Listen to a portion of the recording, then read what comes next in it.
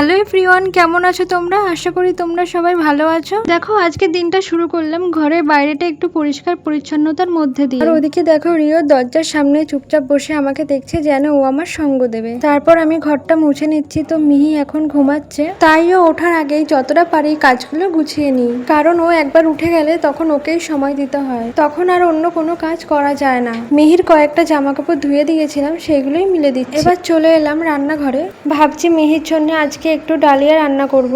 জানো মিহি কিন্তু খাওয়া নিয়ে খুব একটা জ্বালায় না, প্রথমে বেশ ভালোই খেয়ে নেয়, তবে শেষের দিকে না আরও খেতে চায় না, তখন ওকে ভুলিয়ে ভালিয়ে নাচ গান করে খাওয়াতে হয়। তোমাদের বেবিরাও কি এমন করে? কমেন্ট করে অবশ্যই জানিও।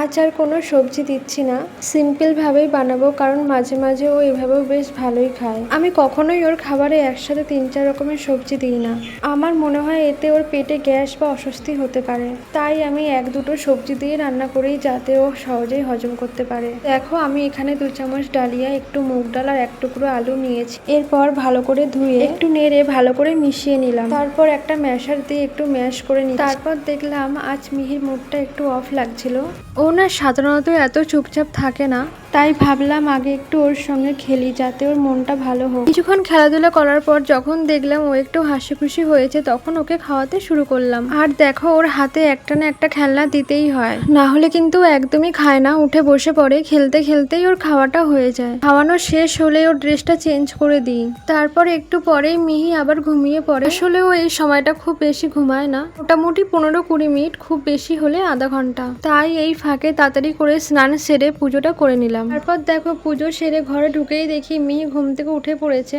তো ওকে নিয়ে একটু ঘোরাঘুরি করছিলাম। মিহির ঘুম ভাঙার পরে এই ছোট সময়টা আমার খুব ভালো লাগে, তখন আমার কোলে আসতে চায়, আমার কাছে থাকতে চায়, আর ও না শক্ত করে আঁকড়ে ধরে। এই অনুভূতিটা ভাষায় বোঝানো যাবে না। আর এই দেখো এই দুটোকে একসাথে খেলতে বসিয়ে দিলাম।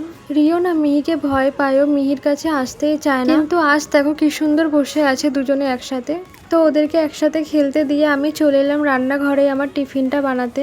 তারপর দেখো আমিও চলে এলাম আমার এই দুটো পিচ্চির কাছে, আমিও এখন ওদের সাথে একটু খেলা করব। জানো মিহি রিওকে দেখলেই খুব খুশি হয়ে যায়, সময় ওর কাছে যেতে চায়, ধরতে চায়, খেলতে চায়, কিন্তু রিও আবার মিহিকে একটু ভয় পায়। মিহি যতবারই ওর কাছে যায়, রিও ততবারই দৌড়ে পালিয়ে যায়। ঠিক তখনই দেখো বাবাও কাছ থেকে ফিরলো, আর আসার পথে একটু মাছ নিয়ে এসেছে। আর এদিকে মিহিকে ওর দাদায়ের কাছে খেলনা দিয়ে বসিয়ে দিয়েছে, আর ও দেখো কি সুন্দর ও দাদায়ের সাথে খেলা করছে। আমি মিহির ভিডিও করছিলাম, আর ও দেখো আমার দিকে তাকিয়ে হাসছিল, যেন মনে হচ্ছিল বুঝতেই পেরেছে আমি ওর ভিডিও করছি। তো ওকে বেশি আর বিরক্ত করলাম না, আমি চলে এলাম আমার কাজে। আর এই যে দেখছো এইগুলো হলো আমাদের বাড়ির গাছের পাকা পেঁপে, পেঁপেগুলো জানো খুব মিষ্টি, আর এখান থেকে 2টো পেঁপে মিহির মামা বাড়িতে পাঠাবো, বাকি 2টো আমরা সবাই মিলে খাবো। এবার আমি রান্নায় চলে এলাম, আর এদিকে আমি এক এক করে মাছগুলো সব ভেজে নিচ্ছিলাম। আজ ভাবলাম মিহিকেও 1 টুকরো মাছ ভাজা খাওয়াবো, জানো ও না মাছ খেতে বেশ ভালোই বাসে। তারপর দেখো মাছ ভাজা শেষ হতেই 1 পিস মাছ ভাজা নিয়ে ওর কাছে চলে এলাম, আর দেখো কেমন পাকা বুড়ির মতো বসে মাছ ভাজা খাচ্ছে। এখন আমি মিহিকে শুধু কাতলা মাছটাই খাওয়াই, আর অন্য কোনো মাছ খাওয়াই না, ভাবলাম ও আগে একটা মাছেই অভ্যস্ত হোক, তারপর ধীরে ধীরে অন্যগুলোও দেবো। আমার মনে হয় বাচ্চাদের নতুন খাবার একটু একটু করে পরিচয় করে দেওয়াই ভালো, আস্তে আস্তে নতুন খাবার শুরু করলে বাচ্চারও অভ্যাস হয়ে যায়, আর আমারও বুঝতে সুবিধা হয়। আমার মেয়েটা না ভীষণ চঞ্চল, ও এক জায়গায় বেশিক্ষণ বসে থাকতেই পারে না, ওর সবসময় কিছু না কিছু নিয়ে ব্যস্ত থাকতেই হবে। কখন ওর হাতে একটা খেলনা দিয়ে দিই, যাতে সেটা নিয়ে একটু নাড়াচাড়া করতে পারে। দেখো কেমন ওর দাদার সাথে কুস্তি করছে। তারপর মিহিকে স্নান করিয়ে বাবার কাছে রেখে আমি রান্নাঘরে চলে এলাম। বাবা আজ একটু মাছের তেলও নিয়ে এসেছিল, তাই ভাবলাম সেটা দিয়ে আলু দিয়ে বেগুন ভেজে নেব।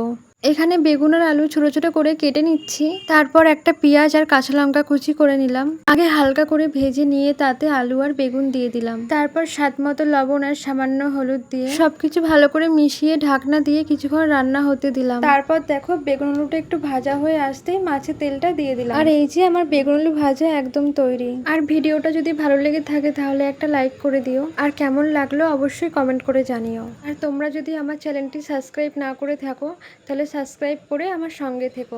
আর দেখো তোমাদের সাথে গল্প করতে করতে আমার রান্নাটাও হয়ে গেল, আর ওদিকে আমার মাছের ঝোলও রেডি। আবার দেখা হবে নতুন একটা ভিডিওতে, ততক্ষণ সবাই ভালো থেকো, টাটা, বাই বাই।